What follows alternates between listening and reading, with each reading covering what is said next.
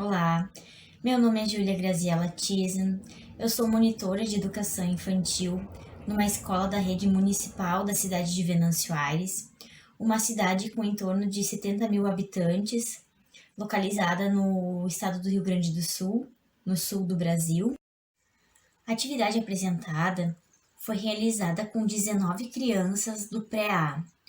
O pré-A atende crianças em fase pré-escolar, com idade entre 4 e 5 anos, da rede municipal, então, aqui de Venâncio Aires.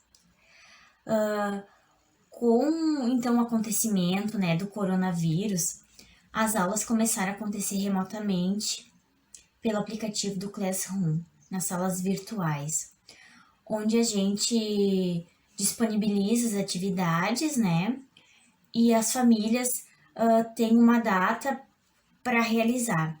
Essa data ficou bem flexível em virtude de muitas famílias estarem trabalhando ainda. Iniciando a atividade, então, em um primeiro momento, solicitamos que os alunos fossem para o jardim da sua casa ou para aqueles que moram em apartamento fossem para a janela do seu apartamento e que fechassem os olhos e apenas escutassem os sons ao seu redor, na intenção de que eles pudessem perceber quais animais tinham na sua casa ou ao redor, De olhos fechados, então, os relatos mais frequentes foram que eles ouviram pássaros e cachorros. Tendo essas informações, num segundo momento, a gente contou a história Festa no Meu Jardim, do Marcos Bagno.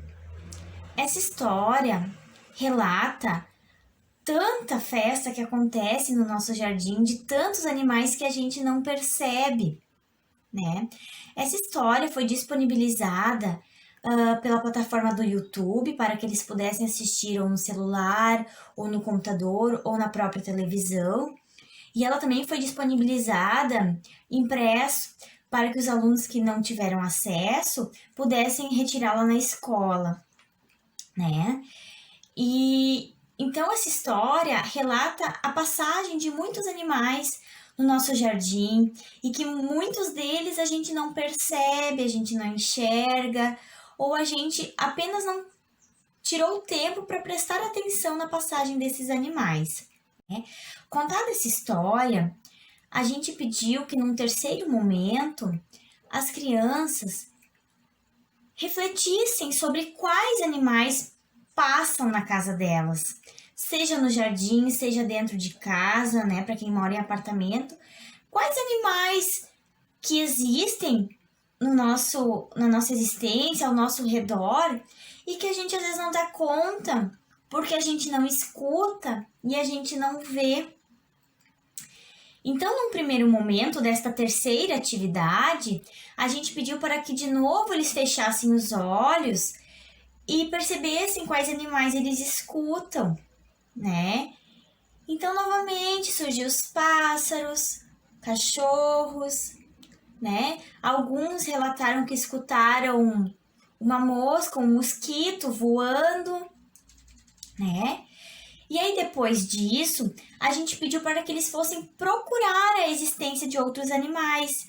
Então, muitos encontraram formigas, moscas, abelhas, lagartixas, Que são animais que estão no nosso dia a dia, Após esse momento, a gente conversou, em forma de vídeo, a gente conversou sobre a importância desses animais, Qual o papel deles no nosso dia a dia, A abelha, por exemplo, que faz a disseminação de novas sementes, Que faz esse trabalho silencioso.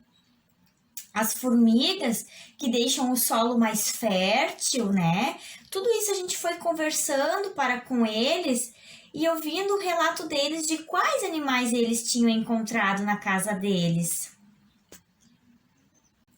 Então, nesse sentido, a proposta foi para que as crianças desenvolvessem ainda mais esse olhar investigativo que elas já possuem, expandindo a visão, né? Para que procurassem além daquilo que elas enxergam por si só ou que escutam sem prestar atenção, mas que elas fossem investigar a passagem dos demais animais que sim existem e que muitas vezes a gente não se dá conta, né? Mas que mesmo assim esses animais cumprem o seu papel, né? No meio ambiente, na nossa vida. Então, após essa tarefa, as crianças nos relataram em forma de vídeo, em forma de áudio ou em forma de desenho quais animais elas encontraram, né, nas suas casas. Aranhas, né, lagartixas, baratas, que são animais também. Então, nesse sentido, essa atividade foi bastante importante para desenvolver ainda mais este olhar de pesquisa, de busca, de investigação nas crianças, para que elas comecem já desde cedo a ter esse olhar mais crítico, este olhar de procura, né? Foi muito importante, então, essa atividade para eles. E após, então, esses relatos das crianças para nós, né? A gente relembrou uma atividade que a gente já tinha feito, falando sobre receitas caseiras que a gente faz para afastar esses pequenos animais das nossas plantas quando eles estão se usando em demasia dessas plantas, né? Que nem a gente sabe que a formiga pode acabar matando uma planta, né? De tanto que ela vai comendo as folhas. Então, quando a gente percebe que elas estão comendo demais a ponto de colocar em risco aquela planta, a gente passou uma receita para eles natural, né? Com água, detergente, casca de ovo, para que eles pudessem usar com a família, para não matar esses animais, mas também não permitir que esses animais matassem a planta, né? Então a gente conseguiu conversar entre as atividades para que cada vez mais eles consigam fazer essa relação da importância de todos os seres no meio ambiente, né? E para que cada vez mais, no dia a dia, eles consigam se perceber desses detalhes e ter esse olhar mais cuidadoso, mais cauteloso, mais investigativo, né? De estar questionando certas atitudes, certos pensamentos, desde a educação infantil, né? Então, essa foi a sequência didática que a gente apresentou para vocês. Eu espero que vocês tenham gostado, né?